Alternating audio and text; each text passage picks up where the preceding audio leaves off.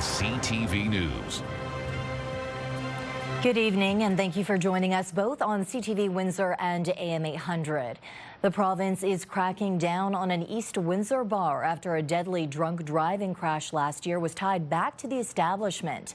Let's go straight to CTV's Robert Lothian with the details on this. And Robert, we're talking about the potential suspension of a liquor license here. Stefanie, this is a case that dates back to a collision just steps away from the Average Joe's Sports Bar this time last year. The Alcohol and Gaming Commission of Ontario says it didn't do enough to stop a customer from drinking too much. As a result, it could temporarily lose its liquor license. Windsor police responded to a crash between a vehicle and a motorcycle at Lozon Parkway and Lozon Line on the night of September 7th. The crash sent the 39-year-old motorcycle driver and a 35-year-old passenger to the hospital, where the driver was later pronounced dead.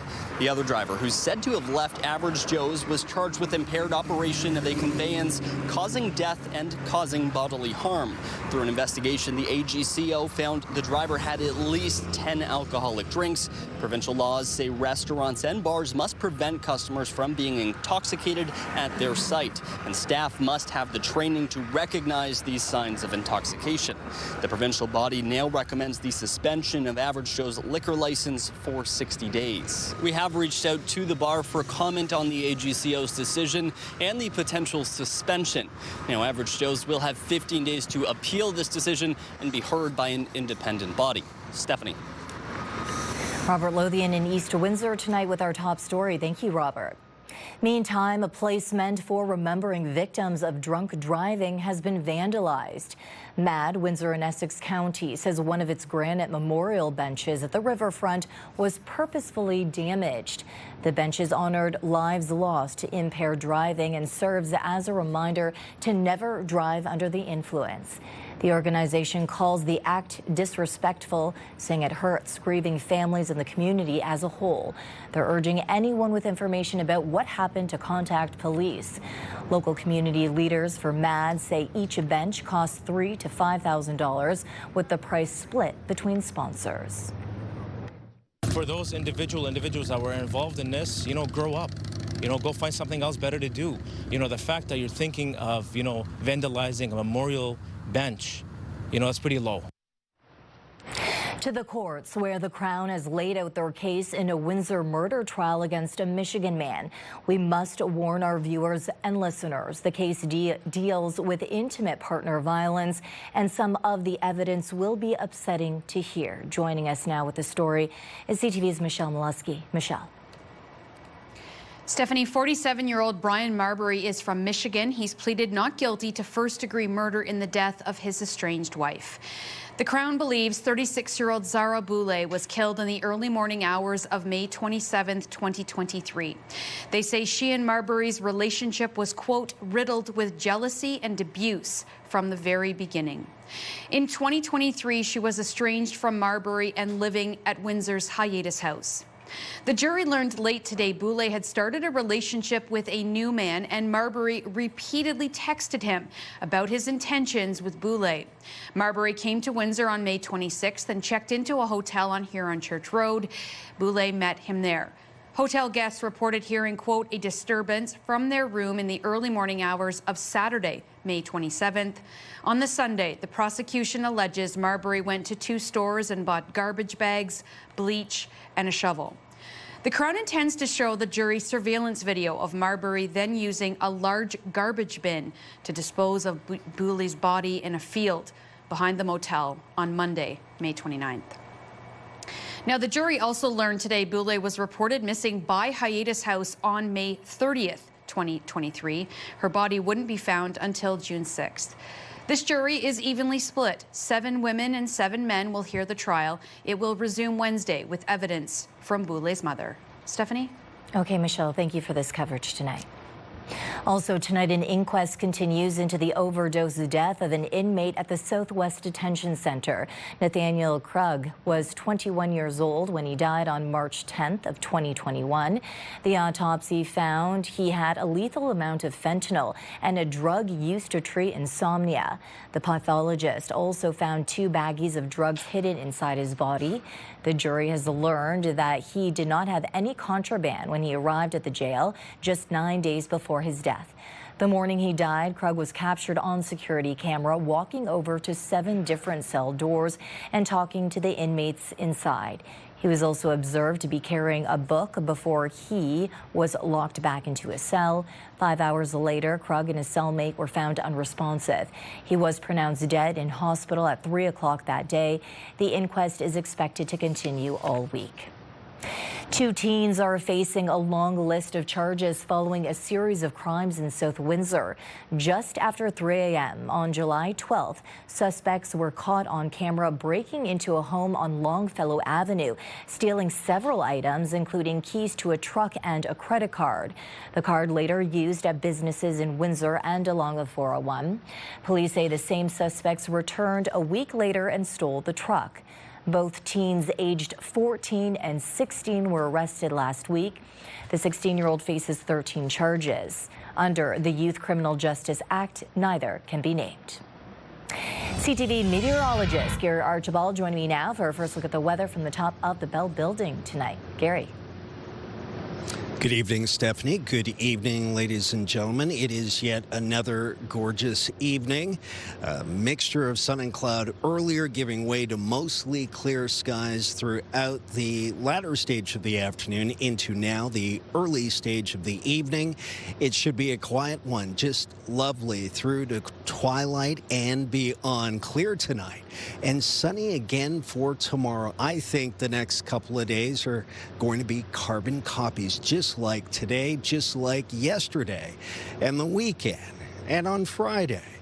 It's been a nice long stretch, and we'll stay warmer than seasonal. I'll break down what you need to know on all fronts just ahead. For now, I'll send it back inside to you.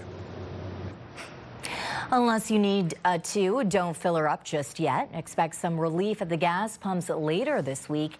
CTV's Bob Bellacicco showing us why gas prices have jumped so drastically in recent days and what kind of relief is in store for motorists. It's crazy, you know, it's tough out here. Gas prices have gone up in the last week. It hurts, like compared to what it was at last week, it has gone from 130 to 140. It's not fair. This isn't fair, too. The price of gas in Vancouver a week ago. Yikes. According to Dan McTagg, president of Canadians for Affordable Energy, the way gas stations were doing business has finally caught up to them. For the past summer, in fact, I'd say going back to last May, they've been charging as little as -2, -3 cents a liter. In other words, they were selling gasoline below cost. McTagg says what motorists are experiencing is a correction. Their critical business is not selling beef jerky. It's not selling water, pop, or ice cream. It's actually selling gasoline. If you're losing money selling gasoline, it won't be very long before your creditor comes in and starts asking you to ensure that the price you're selling it at reflects what it costs to actually furnish. A year ago, gas was in the 140s. Carbon tax was lifted, but different factors have edged that price back up, like an increase in the cost of gas in the U.S. and the exchange rate. Then you have the second carbon tax, which was never removed, the clean fuel regulation, which people didn't know about. A tip from McTagg, never fill up your tank before 6 p.m. He says people can save up to $350 a year just by following that simple piece of advice. Lucky for motorists, stations will be switching from their summer blend to winter blend, which is cheaper to produce and should result in a 10-cent decrease Thursday. So if you're anywhere at a gas station, you can hold off for another 36 hours. Might be worth the drive. McTagg warns while winter gas goes down, winter diesel goes up. Bob Bellacicco, CTV News. While recovering from prostate cancer surgery at home, Windsor Mayor Drew Dilkens is addressing the Premier's concerns about speed cameras as the city prepares to roll them out here. Dilkens says signs are now posted in 5 locations, including stretches of Cabana Road, Clover Avenue, and Huron Church Road, triggering a 90-day notice period before cameras can be installed. The devices will snap photos of speeding vehicles. Fines will be handled through a local administrative system rather than the courts. Dilkens agrees with Premier Ford that the cameras shouldn't be used as cash grabs, stressing they'll be rotated throughout school and community safety zones. A new cross-border shuttle is in the works. The Lynx tunnel bus is expected to launch next week in the region, crossing the border between Windsor and Detroit. Speaking on AM 800, founder Dar Bella says the tunnel bus service will be the same as what Transit Windsor offered. One bus running on a regular schedule 7 days a week. Bella also says there will be 2 additional buses for special events. While there is no exact date yet for when the service will launch, Bella is hoping for sometime next week. He says he's working out some kinks with insurance companies. Transit Windsor ended its regular tunnel service to Detroit on August 31st. Transit's special events bus is operating until December 20th. So here's our question of the day. Would you use the new tunnel bus? Go to our website to cast your vote, ctvnewswindsor.ca. And in Detroit, big changes on the horizon as Ford prepares to move its world headquarters for the first time in 70 years. The new 2.1 million square foot structure, 3 miles from Ford's current home in Dearborn, is set to open in November. With plans for a public grand opening in the works, it will feature 6 design studios, a 160,000 square foot food hall, wellness rooms, mother spaces, and 300+ tech-enabled meeting rooms. On your marks, race fans, and mark your calendars. Next year's Detroit Grand Prix is locked in for the last weekend of May. Organizers announcing today next year's races will run May 29th through the 31st. The main event set for Sunday, May 31st on the streets of downtown Detroit. This will be the 36th Grand Prix weekend in the city and the 4th consecutive year back on the original street circuit. And a favorite event on this side of the river is gearing up for a return. The Windsor International Film Festival today announcing a slate of more than 200 films from 50 countries around the world, including one documentary already generating buzz here in Windsor.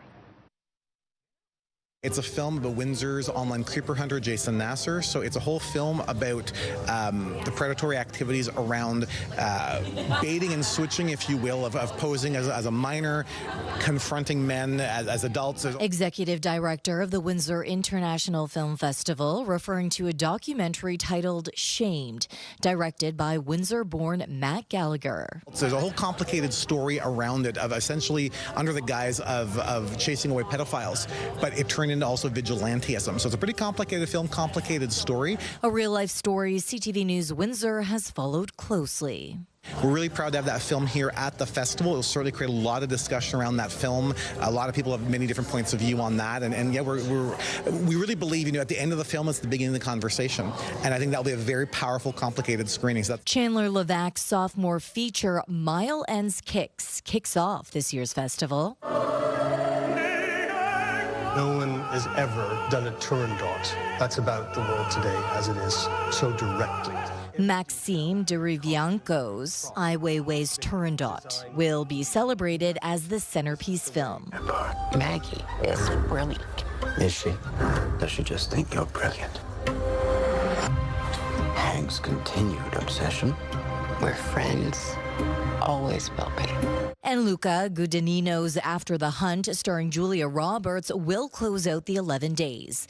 And for the first time, a prized piece of hardware is up for grabs. This is a new trophy we have designed from a company out of New York.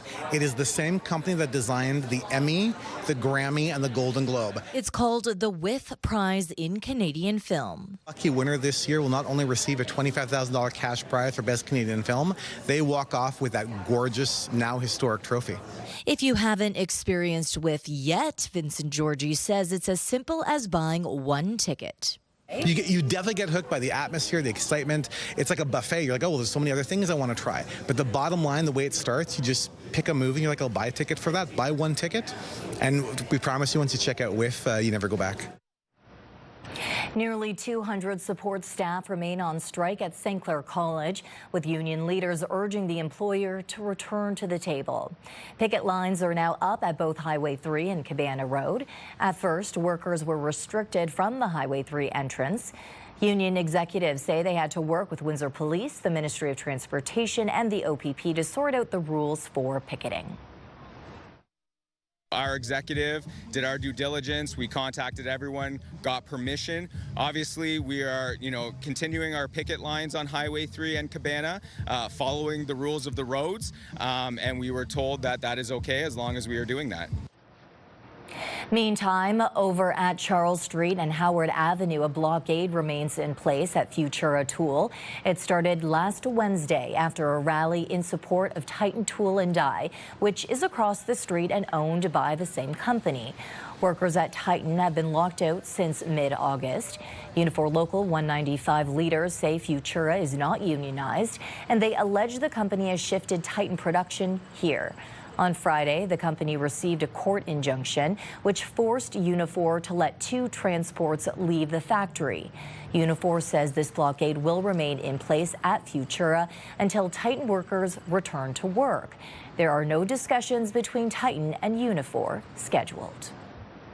Poverty and food insecurity in Canada rose nearly 40% over the past 2 years, and Windsor is no exception. A new report from Foodbanks Canada gives the federal government a grade of D for its poverty reduction efforts. But there are also some positive signs. Chris Campbell joins us now with a local grassroots effort to help families in need. Chris. Yes, Stefanie, Windsor is home to Canada's top fundraising 7-Eleven, and it's stepping up once again this week to fight food insecurity. This location on Tecumseh Road East at McDougall last year led the country during the Name Your Price Day, raising more money than any other location nationwide. And now the Slurpee event is back. Foodbanks Canada's National Poverty Report Card gives Ottawa a failing grade on food insecurity. The data shows poverty continues to climb, with more than 2 million Canadians turning to food banks every month. You can see that there definitely is an increase, there's a need. This report says it all. And for us to know that the federal government earned a D should be no surprise, but it should be very upsetting. The report presses the need to cut food insecurity in half by 2030, modernizing supports like employment insurance and enshrining automatic tax filing into law to unlock billions in unclaimed benefits for low-income Canadians. Here at the UHC, just us alone, we are serving 300 hampers per day. That's 1,500 hampers per week. Last year alone, we served over 235,000. 30% of those were children. At the same time, Windsor is also showing the power of community. Last year, the 7-Eleven on Tecumseh Road East at McDougall raised more money and sold more Slurpees than any other store in Canada during the Name Your Price Day, a day when all Slurpee sales go to Foodbanks Canada. It shows how philanthropic the Windsorites are, and we hope that we could see that same kind of support again and know that the money that's being raised goes to a really, really good cause, right? We buy every day. Every day you buy? Yeah, daily. Customers say grabbing a Slurpee while helping fight hunger is an easy way to make a difference. It's a good thing, I guess. It helps a lot of people out. I think it's great. I might have to get a Slurpee on Thursday instead of a Big Gulp. And while the national report shows plenty of work still needs to be done, local food banks say even a small donation this week will help put meals on Windsor tables. Let's make a difference. I can't imagine sitting down at dinner time and having no food to eat. So we need to think about that. We need to wrap our heads around what is really happening in Canada. And I think this report really does share it all. So whether it's through federal policy or a brain freeze here on Tecumseh Road East, the goal is the same: to make sure no family goes hungry. Stefanie? Okay, Chris Campbell tonight. Thank you for this, Chris. And the race is set for candidates in Windsor's Ward 2 by-election. The city has released the full slate of residents seeking a seat in council chambers. CTV's Robert Lothian walked the streets of Ward 2, asking the community what they want to see from candidates.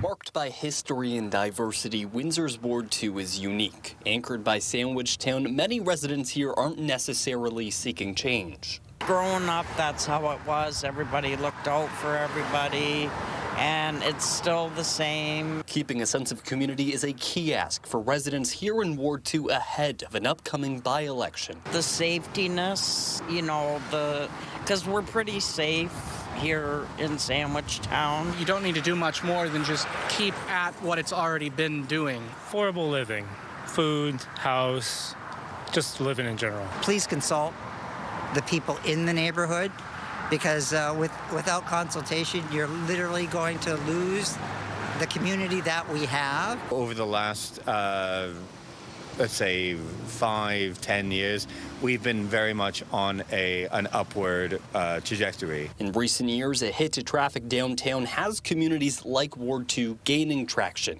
Sandwich Town BIA head Stephen Hargreaves says keeping momentum is a top priority. As we are on the doorstep of the opening of the new bridge, as we are at the tail end of the streetscaping, it's probably the most important time of our area when it comes to our political representation. The race was spurred by Fabio Costante's resignation in June to head the region's housing corporation. While his successor will only stay in the role for 1 year, political experts say it provides a leg up ahead of the 2026 municipal elections. To say, you know what, I understand how this office works. I understand municipal government better than I did when I ran in the by-election. And so that does give them advantage over the people that ran against them or who wish to run against them in the next election. Candidates now have until October 27th to sell residents on how they plan to meet the needs of Ward 2. Robert Lothian, CTV News. For the full list of the candidates running in Ward 2 and where they each want to focus their attention, go to our website, ctvnewswindsor.ca. After a recent outburst inside Essex Council chambers, town councillors are moving to crack down on harassment. We all seen what happened here in our council chambers a couple weeks ago with a gentleman pointing out to take over certain positions. And I feel that that was uncalled for and very rude, but I don't think it was actionable. But there is other times out in the community where a representative of the town is accosted. The motion directs administration to draft a policy outlining consequences for disruptive behavior. It comes weeks after former Mayor Larry Snively pointed at councillors during a heated debate and told them they were done next election. Under the policy, consequences could include restrictions on communications or even banning individuals from municipal facilities. I find it ridiculous that we even have to put this. We even have to do this. I mean, we're talking about grown adults, people who should know how to behave in public, regardless of their feelings about anything or anyone. So it's embarrassing, to be quite honest. So my apologies to everybody who doesn't fit that category, that we have to do this. Still ahead on Windsor's news leader, a political heavyweight is changing course. What does it mean for Canada? A beloved Canadian storyteller writing his final chapter, how Robert Munsch will end his story. And tomorrow, a special guest, a wish granted, as dreams come true at Windsor Police Headquarters. That's tomorrow at 6 on CTV News.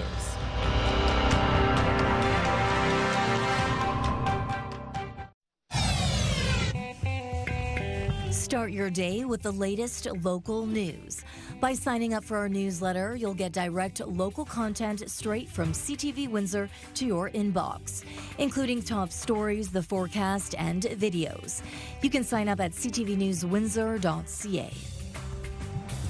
Big news today from Ottawa with word that longtime cabinet minister and one-time deputy prime minister Chrystia Freeland is leaving the inner circle to become a special Canadian envoy on Ukraine.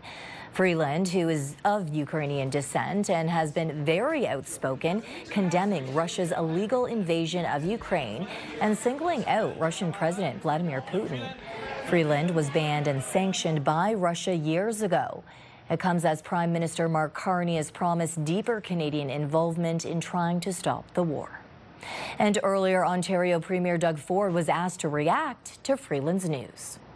Any thoughts on Chrystia Freeland stepping down from cabinet and becoming an envoy to Ukraine? Yeah, she's always a friend. I talk to her almost daily, bi-daily, and she's a good person, and she'll do a great job over in Ukraine, and I support her all the way.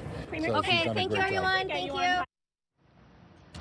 Some small businesses across Canada appear to be facing challenges as customers spend less. A new report from Equifax Canada says more than 286,000 businesses missed at least one credit card payment in the second quarter. That's up 5.6% from a year ago. Equifax says sectors tied to international trade and consumer discretionary spending are under stress, while other businesses are holding steady or even improving. Meantime, a bigger Canadian business, New Brunswick-based Moosehead Brewery, says it plans to stop selling the bottled version of its beer by the end of the year. The brewery says the change is coming because of a shift in consumer preferences. Moosehead says only 7% of beer in Canada is sold in bottles, while 85% is sold in cans. They're also pointing to the benefits cans offer over bottles. They say cans offer better protection against light and oxygen and require less material and energy to produce and transport. Moosehead Brewery's entire line will move to cans and kegs, with the final bottles of the brew sold in December.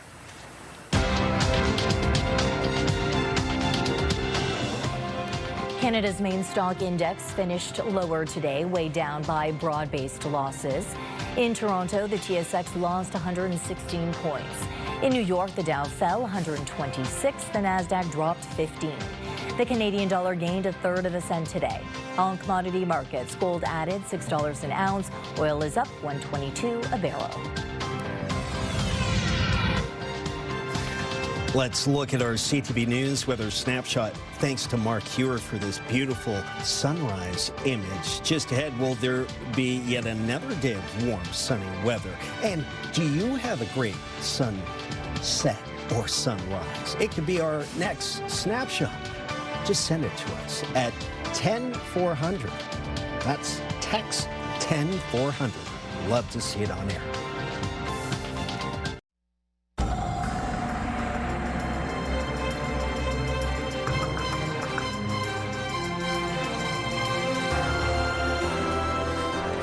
The sunshine continues. Gary joins me again for an extended look. You know, I think we will still be in the midst of this ridge of high pressure, at least for the next day, maybe 2 days before things start to cloud over. I promised it. It has come. And we're still looking at temperatures close to 28 degrees Celsius, feeling like about 31 to 32 today, this afternoon. Brilliant. Right? Like just gorgeous out there. Air quality has improved a notch. We're in the low category. Anything from 1 to 3 is considered low, which is good. The higher the number, the worse the air quality. So we'll take it at 3. Yesterday we were at 4. We're looking at 26, mostly sunny. That's in Chatham-Kent. Hello to our friends there, 79 degrees Fahrenheit, or 27, which is 81 in Windsor Essex. Hello to all our friends here. Humidex, what does it feel like right now? About 30 to 31 across extreme southwestern Ontario. A little cooler, certainly, towards the north and east of us. But generally speaking, the ridge of high pressure has kept all of southern Ontario sunny, warm, and by warm, I mean a few degrees above seasonal. We are warmer in Thunder Bay than we are in Toronto, 27 in Thunder Bay. Toronto at 24. And the prairies are in the low to mid 20s. That ridge of high pressure is keeping that nasty storm that's hitting Well, the mid-Atlantic USA with steady rains and showers at bay. Meanwhile, we take advantage of the clear sky and the light breeze and the fair weather, which will be the story tonight. Not much to see on the satellite radar imagery projected over the next 24 to 36 hours. If we see showers, they're more than likely to our east or well to our west. The breakdown for tonight, I'm calling for a clear sky through 8, 10, and midnight. And the temperature at midnight, 16 degrees. That's balmy for this time of the year and time of day. Take a look at our South's heating and cooling 7-day forecast. We're looking at 28 tomorrow and sunny, feeling like about 31. High UV index today and tomorrow. Thursday, 28 and sunny. Showers a possibility on a cloudy Friday, a high of 26. Cooling off for the weekend. Cloudy both days, 22 and 25. Saturday, Sunday, and then 25s apiece Monday, Tuesday, and possible showers. Maybe even a thunderstorm. Let's look at your 7-day forecast, courtesy of Sal's Heating and Cooling. Lifetime, brought to you by Safeguard Medical Alert Systems. Like so many essentials, the cost of diapers is up, putting a strain on families and in some cases proving to be a barrier in their lives. CTV's Pauline Chan reports on one organization's efforts to ensure families don't have to choose between diapers, food, or rent. So we've built this really large physical wall of diapers as a representation of the fact that for many families, diapers are a barrier that's limiting their ability to get to work. So we are literally blocking people as they're trying to get to work. All this week, volunteers with Baby Love are talking about the need for diapers with people on the path. 1 in 5 families in Toronto are actually experiencing diaper need.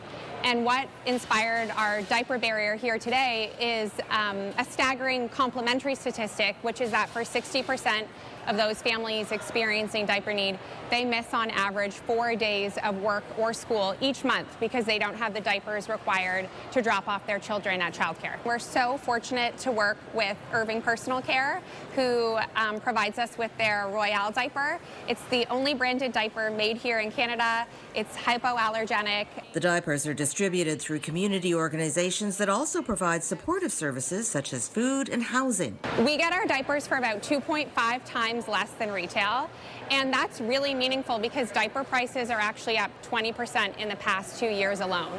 So families are really feeling the crunch. The average newborn can go through 13 to 15 diapers in a day. And studies show diapers are a young family's 4th largest expense after housing, food, and utilities. A $25 donation buys diapers and wipes for a month. It's super eye-opening. This woman was one of those who gave today. I don't think a lot of people realize that having access to diapers is what gets you into daycare. And when you have daycare, you can go to work. You can go to school. You can have all these other connections. The Baby Love display will be here at the concourse level of Commerce Court, 7 a.m. to 6 p.m. through the end of Friday. Pauline Chan, CTV News. When I say D, you say Troy. D. Jimmy Fallon's ode to Detroit last night, including something about invading Canada. That's coming up on Windsor's News Leader. Comedian Joe Coy and friends are coming to Caesars Windsor for a rousing night of stand-up Saturday, November 8th. Enter online at ctvwindsor.ca for your chance to win a 4-pack of tickets to see Joe Coy and friends at Caesars Windsor, plus a $200 gift card.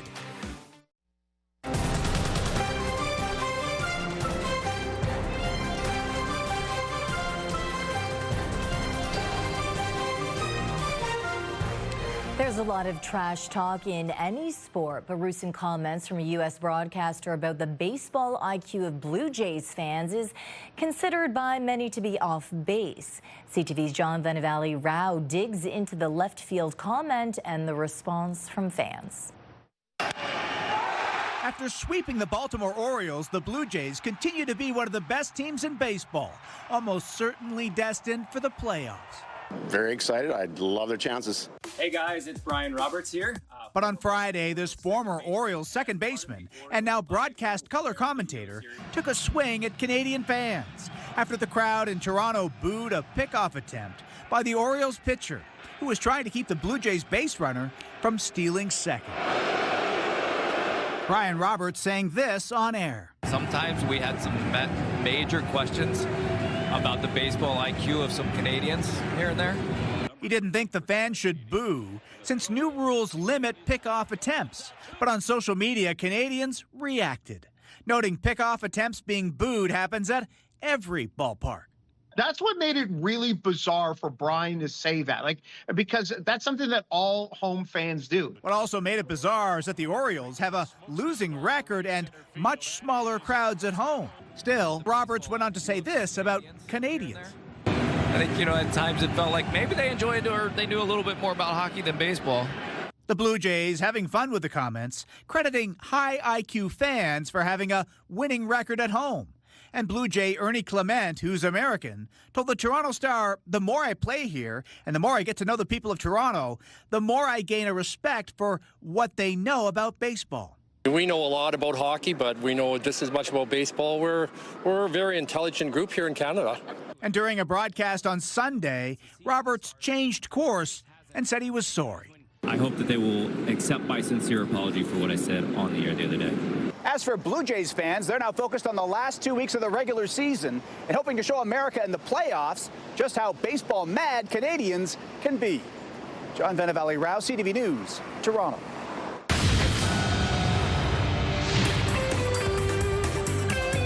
Words like incandescently handsome and a dreamboat are being used to describe Robert Redford, the movie star who went on to reinvent himself as director, producer, and the brains behind the prestigious Sundance Film Festival.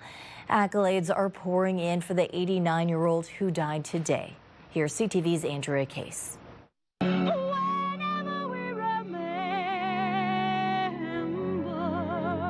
There are movie stars, and then there was Charles Robert Redford Jr. Born in Santa Monica, California in 1936, his acting career began on television in 1959. He moved on to Broadway, and then came the movies. His good looks cemented his leading man status. But Redford was more than just a pretty face and turned down acting roles which he thought would stereotype him. Well, that ought to do it.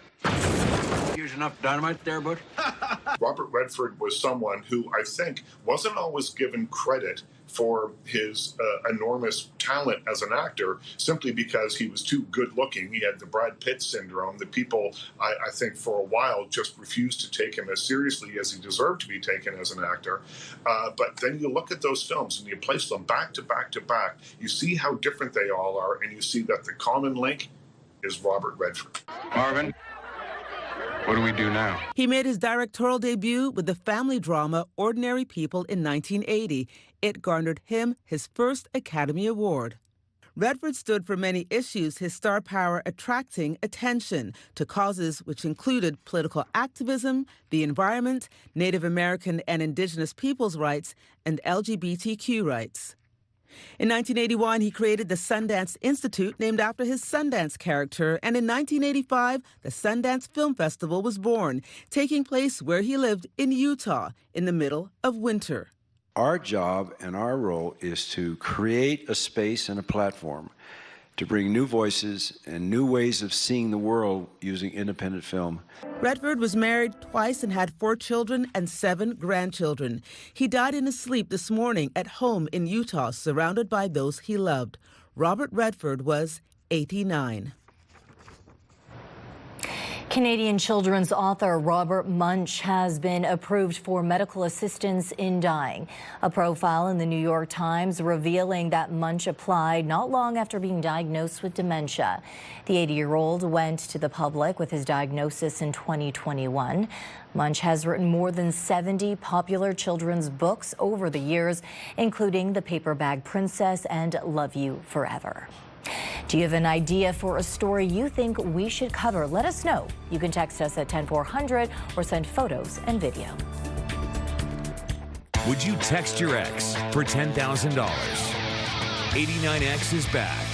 Listen for the keywords and text your ex. It's never been more rewarding to get back with your ex. Only on Windsor's Alternative, 89X. This is your CTV Windsor, our community calendar.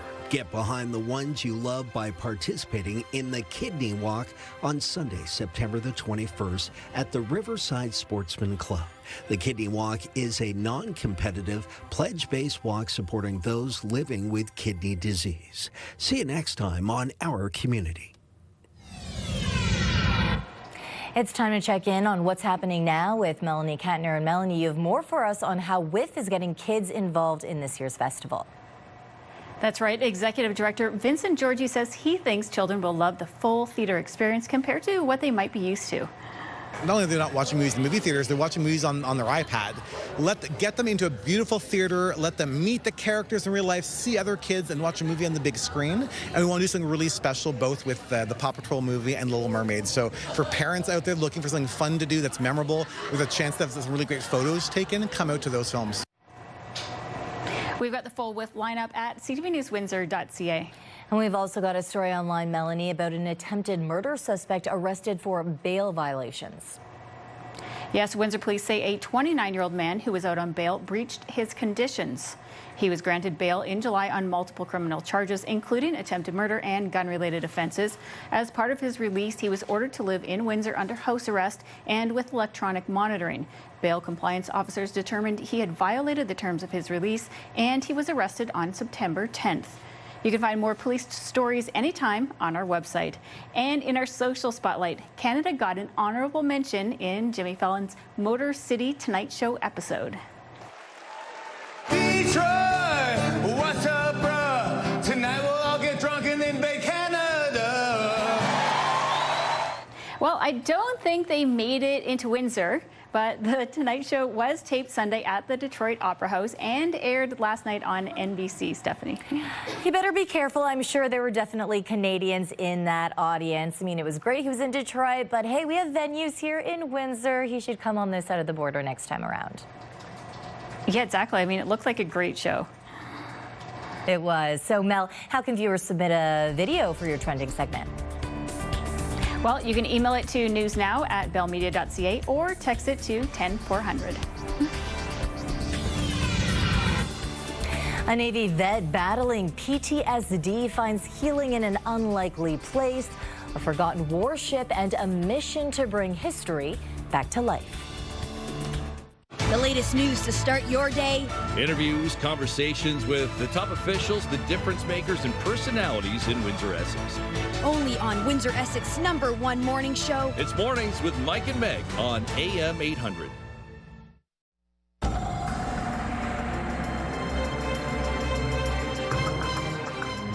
A slight breeze there and the leaves changing color.